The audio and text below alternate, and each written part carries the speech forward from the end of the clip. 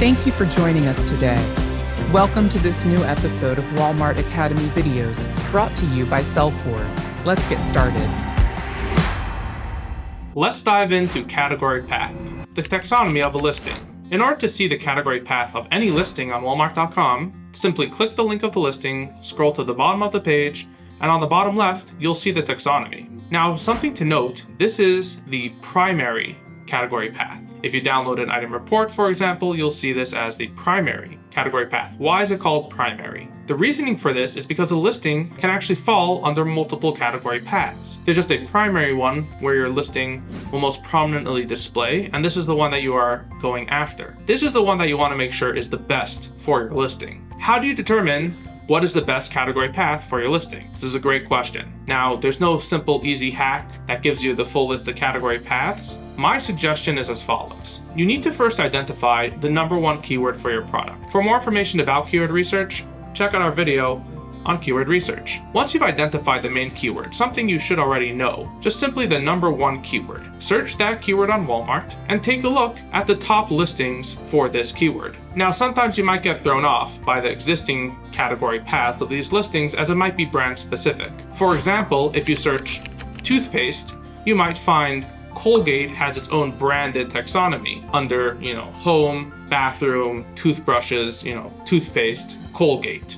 You might find something along those lines. So make sure that you're not trying to go after an existing branded term, as that's not going to work. But you should still see a more general taxonomy that does work for your listing. So take a look at the top few listings and use a similar one to those. If there are two ones that are similar for your top keyword, either of them should be fine. But in that case, maybe look at your second most popular listing or second most popular keyword and see how do the category paths match up over there. Or see which of these products is more similar to your listing. In the end of the day, they should be fairly close to each other. And you could even run some testing. Try with category path 1, try with category path 2, see in which one your item performs better.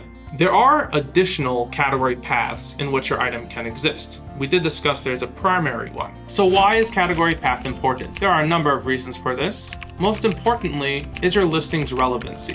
One of the key ways that a listing is able to rank for a given keyword is how relevant is your product towards the main products currently organically ranked for that keyword. So if your category path is similar to their category path, you're setting yourself up for success. Another reason for this is that not all Walmart shoppers shop via keywords. Many shoppers will actually go through the department route.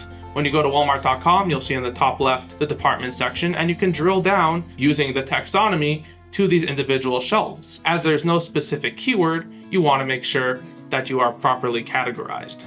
Occasionally, you will see an error with your category path that will show on your item report as UNNAV, stands for unnavigable. You might think unavailable, it's unnavigable. And on the listing itself, on the bottom left, you'll actually see nothing.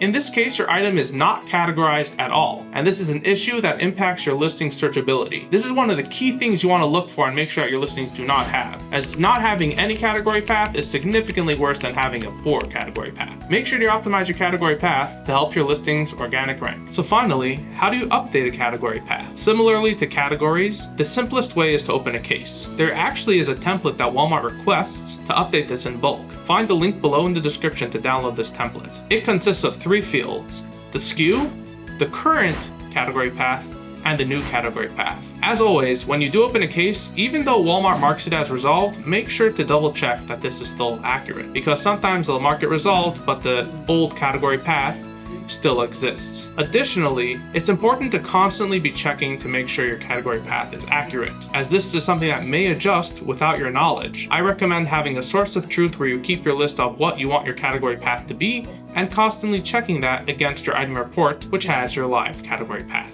Thank you for learning about category paths. Thank you for watching. For more videos like this, check out our whole series on our website, SellCord.com. Until next time.